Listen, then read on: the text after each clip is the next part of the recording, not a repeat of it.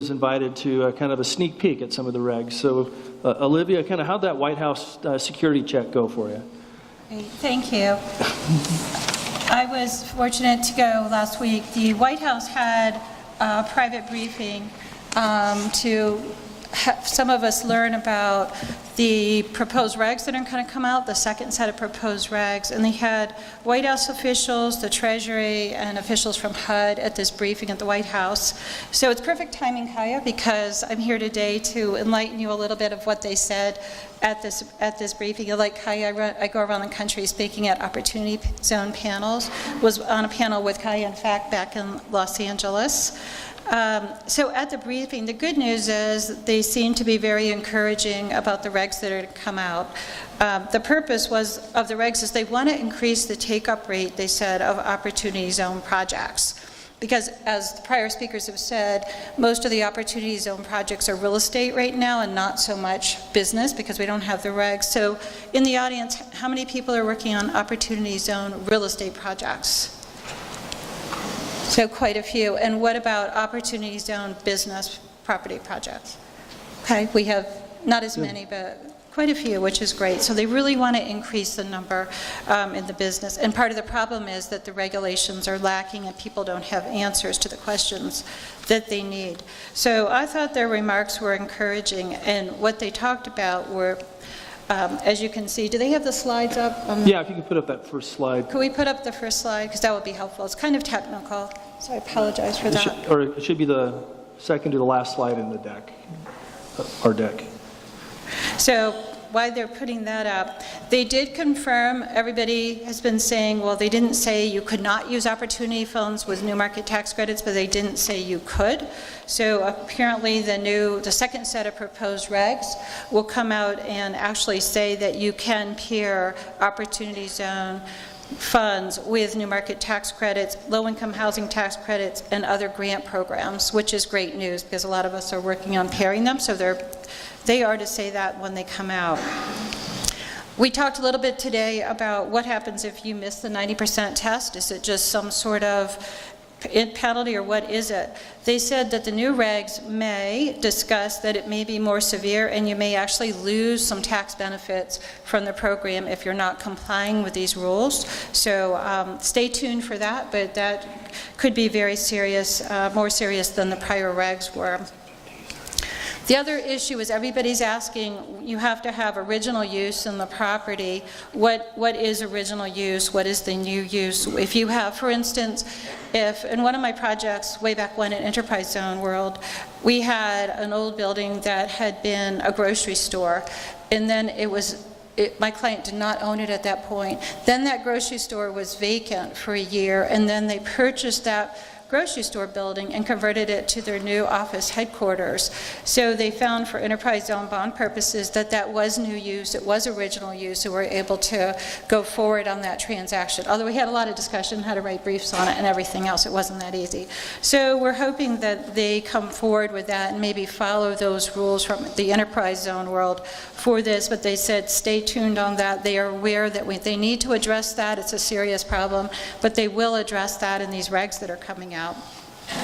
The next one applies to businesses. We have the 50% test. So everybody's asking, what happens if I produce hats and I produce them in an Opportunity Zone in Reno, but then I want to sell my hats to California, Arizona, DC, everywhere else?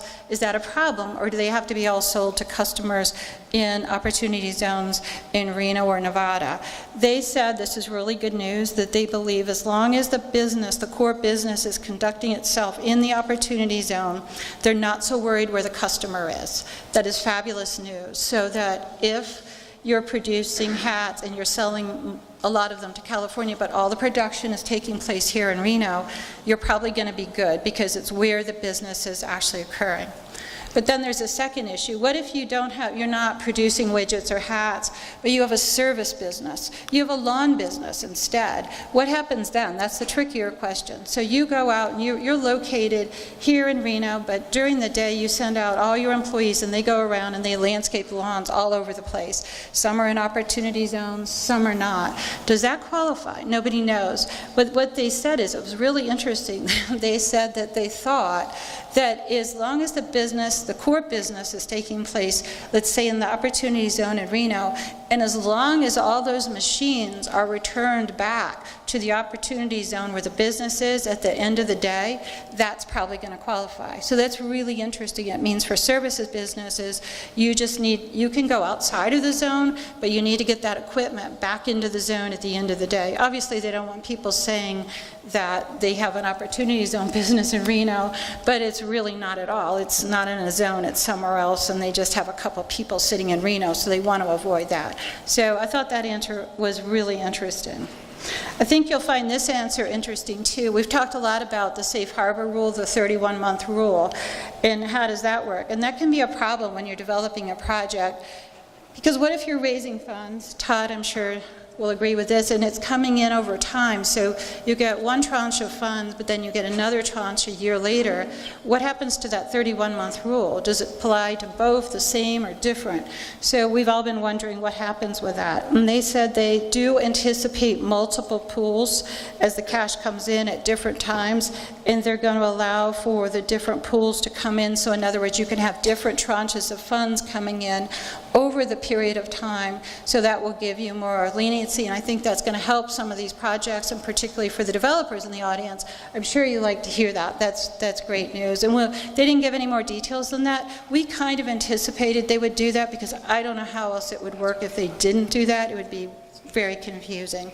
But that was really good news. They said that. Of course, you still are going to have a written plan. You're not going to be able to miss that. People were asking about ground leases. What about if you don't buy the property, you ground lease it?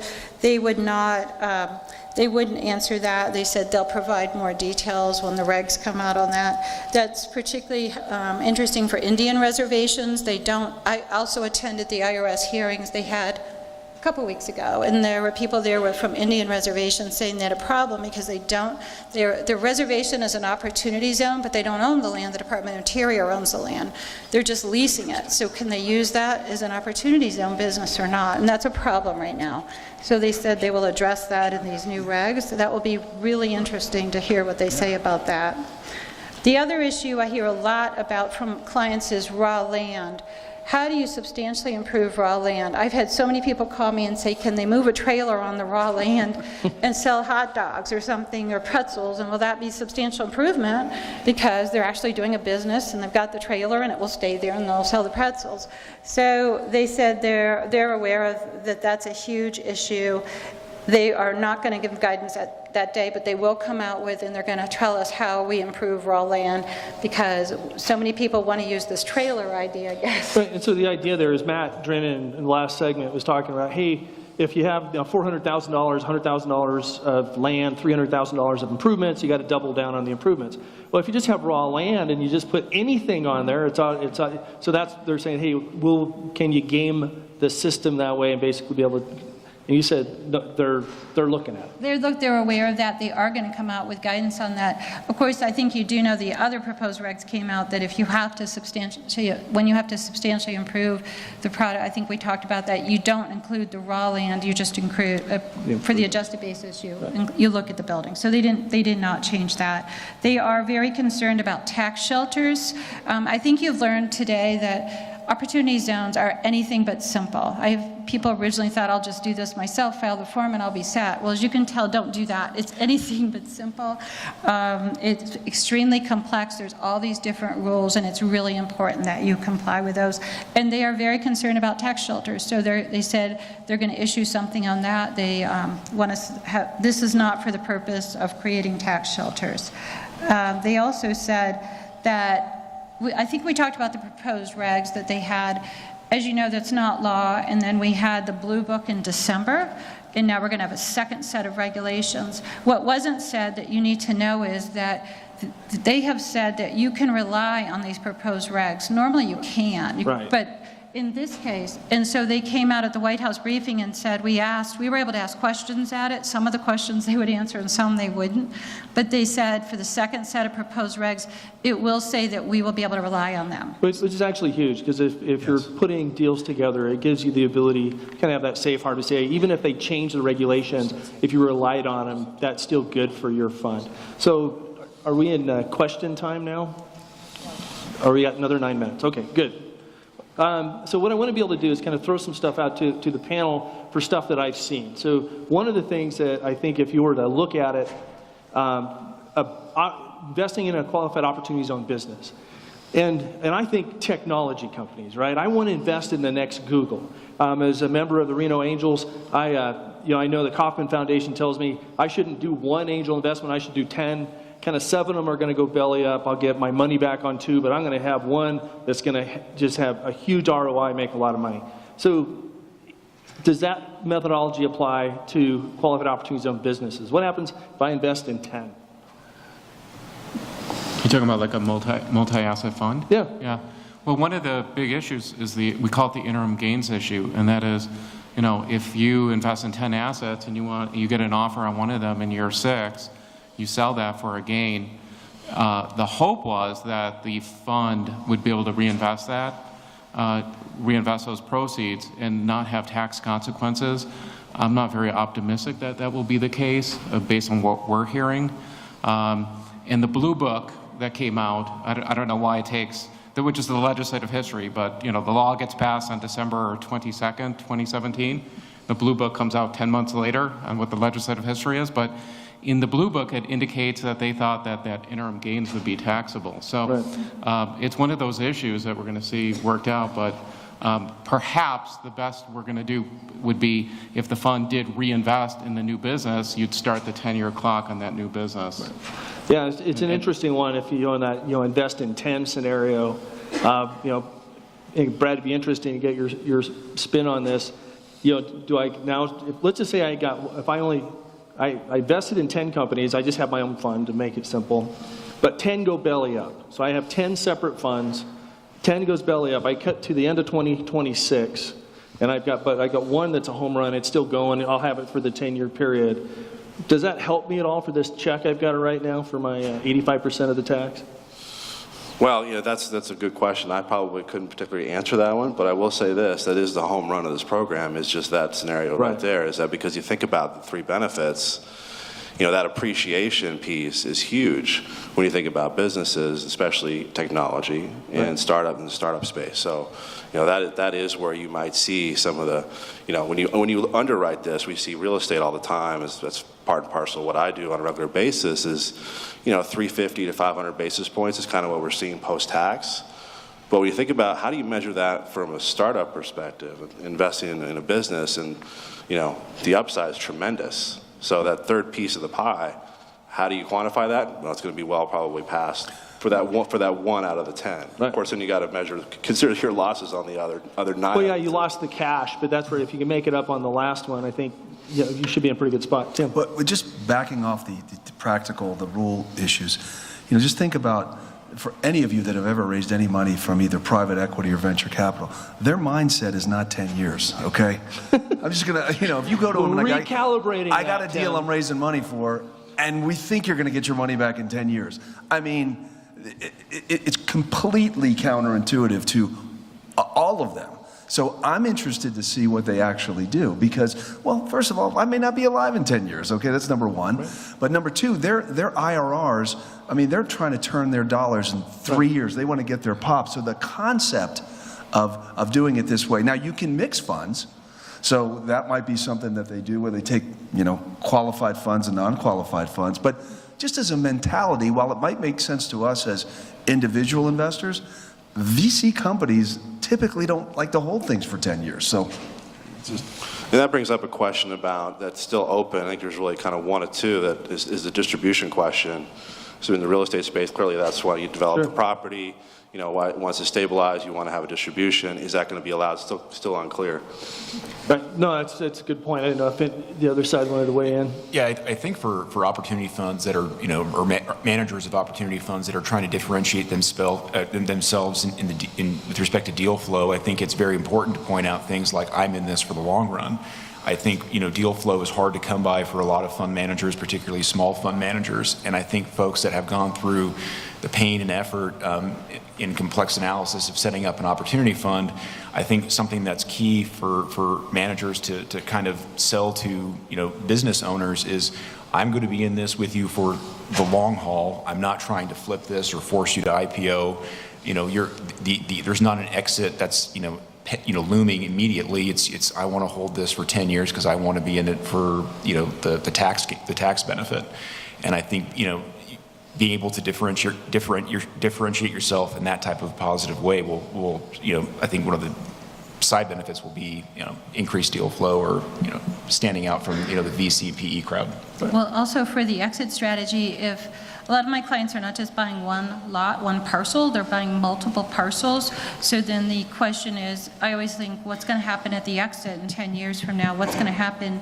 And ask them, do you want to sell them all together or do you want to sell them individually? Because if you want to maybe sell them individually, one might be a hotel, one is office, one's retail, you should do separate opportunity funds for each one of those right now. Right. They haven't provided any other guidance. It's really important that you know that. I see people setting them all up, putting them in one, thinking they can sell them separately, and you can't. They're going to have a big surprise in 10 years. They're going to have to sell everything at once. So if you get that offer for a whole lot of money for one parcel, you won't be able to do that without breaking your opportunity zone fund. Yeah, that's a good point. The structure is mission critical on the front end, and I think that's where, you know, I do a fair amount of work in the firm that I am with. Does a lot of work with family offices, and I think, Tim, to your point, I think that's a little bit more patient capital. In fact, the family offices, and to a lesser extent private equity firms, I'm seeing the people are like, no, we're in for the long run. We really want cash flow from this thing, not so much a quick pop. And I think gains will drive it too. So Right. even if you are a VC and you had a big hit and you look at it, you're going, you know what, we're just going to have to take some of this money and change our philosophy because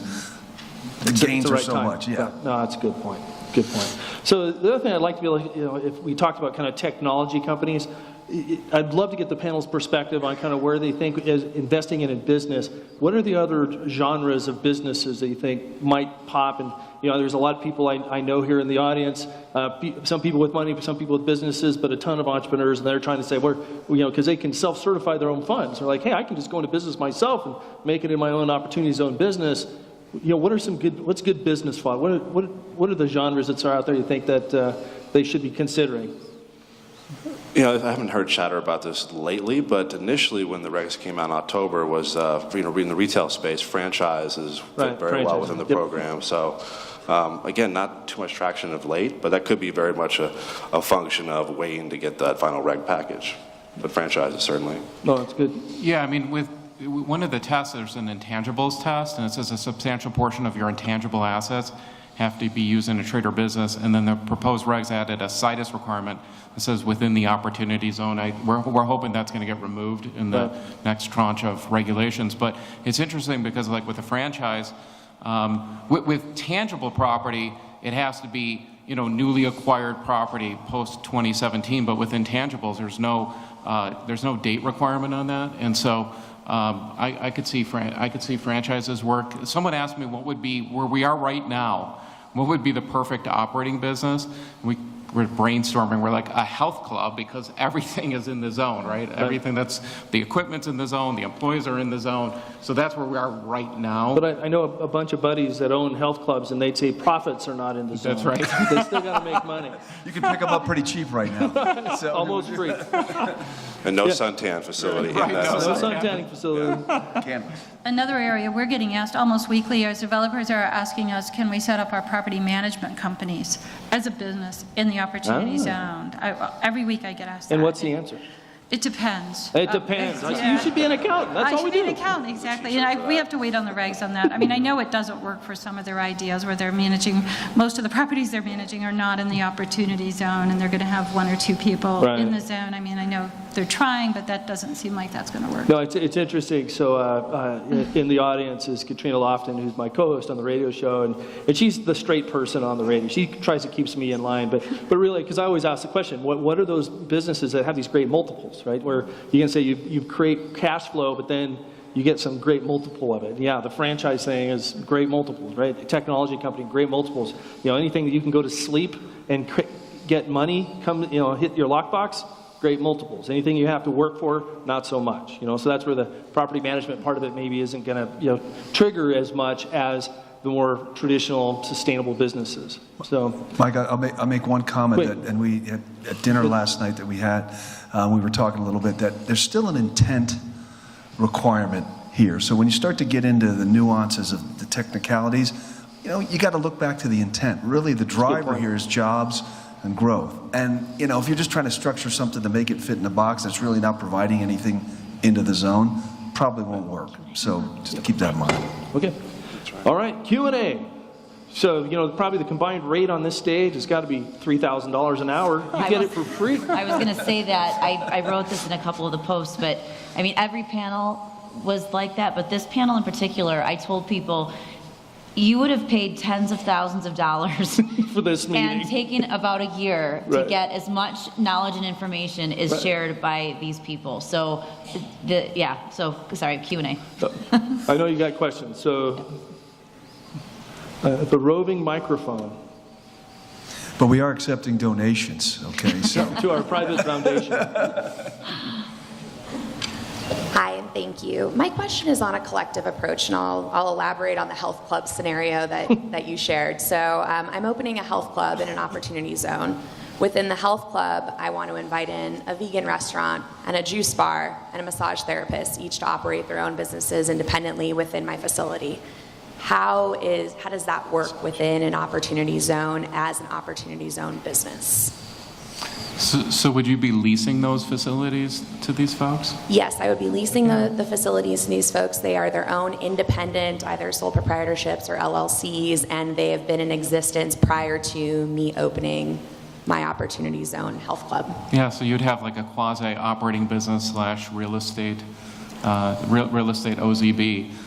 One of the issues with real estate right now is that lease. And there's a requirement that 50% of your gross income has to be from the active conduct of a trade or business. It's that word active. Like, can you do a triple net lease and still meet the word active? And some recent regulations that don't pertain to opportunity zones were pretty harsh on whether a triple net lease is even a trader business, and we're talking about active trader business. So what you're describing, as long as you can satisfy that 50% gross income test, would be doable, but that would be one of the issues that, if you came to me, that we'd be looking at. Right. Yeah, and that's what I think you were alluding to, Section 199 Cap A. Yeah. They came out and said triple net leases don't qualify As a trader business. Yeah, as a right? trader business. Yeah, this is active trader. Right. So it becomes, not subject to that 20% bonus deduction that you get on 199 Cap A. And then, Go ahead. They haven't defined the word active yet, so what is an active trader business? But they did say they are looking at that as well, so that's a good question. If 50% of the revenue stream comes from the health club, and the health club also offers online. Right. That does. Yeah, that would be active conduct of a trader business, yeah. And what you're describing is in the ballpark. So. Yeah, it's interesting too. You also want to be cognizant whether it's a direct investment or indirect investment. So, I mean, the stuff I've been reading, the stuff my firm's put out, they're like, it's always better to have an indirect investment, because you can have more non-qualified assets. Yeah. So, that rather than the direct investment route, you just have another entity in between. Right.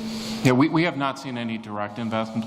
That's where the fund would actually operate the business or own the real estate asset. You're allowed 10% bad assets, but intangible property and cash are both bad assets. Right. So at the lower tier level, the indirect, you've got the ability to have more bad assets. Cash is a bad asset. Never thought I'd believe it. Can't believe it. Other questions? Yeah. If an investor wants to buy both a building and a business in that building, do they have to have two separate funds going to two separate transactions, or can it be one? I think, Olivia, you were speaking Goes to that back to earlier, your- right? Yeah, I mean, I would think, they haven't actually addressed that, but I would think you'd want to have them in separate businesses, funds, particularly in 10 years. What do you want to do with those? Do you want to sell them together? Or you want to sell them separately? But I would definitely, there's different rules for each, put them in different opportunity, unless the regs come out and say something enlightening that's different. Because of the exit strategy, put them in different opportunity zones. And what we found, actually, it was funny when Kay and I we've met with all kinds of people, and the deal docs scale pretty well. So, the first set of documents, hard, a lot of brain damage, but then the second one for that second fund's, I think, not a lot of energy. Is that fair, Chris? Yeah, and I think it is, and I think something else that's critical to understand here is if your fund is single asset, or it owns one thing, and you are pooling together money from other folks, you really start to cut down on issues with respect to the Investment Advisor Act, securities laws. Because you're not really providing discretion of where capital goes. You're saying if you give me your money, it goes to this one thing and this one thing only. So it's definitely a positive from a regulatory perspective. Thank you, guys. This was amazing. This was really fun. Thank you, guys. So let me tell you what's happening next. So we're going to break for a couple minutes. Lunch is through there. You have about 15 minutes to get in there, and you want to get in there and get started, because the next session is the fireside chat with Steve Blickman, and he is, like I told you earlier, the architect of the program. He's going to tell you, he's going to have great insight about the program, the background. We did a dinner with him last night, and it was just extremely interesting. And then Derek Armstrong from GoEd is also on that panel, and I'll introduce that later. So 15-minute break, and then headed in there by 11:45. Thank you. Yes.